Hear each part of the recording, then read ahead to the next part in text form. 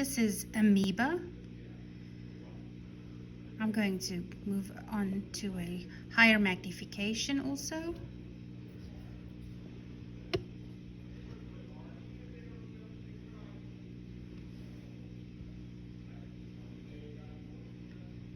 This is a protozoan.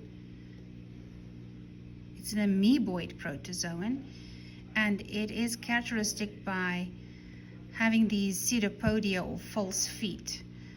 So it pushes out the endoplasm, which is more fluid, and then it forms these extensions called false feet or pseudopodia.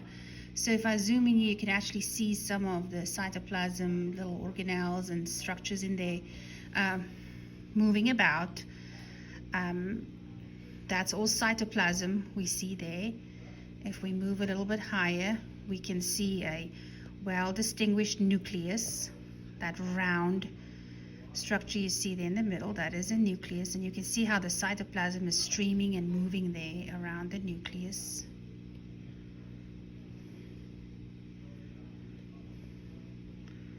Let's look at these false feet up here.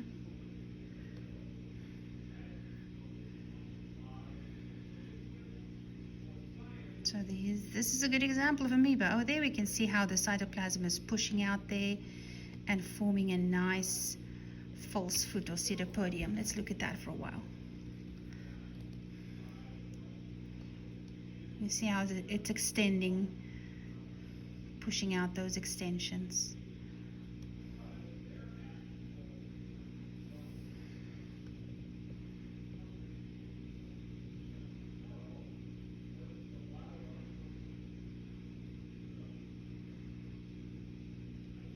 So amoeba belongs to the kingdom Protista.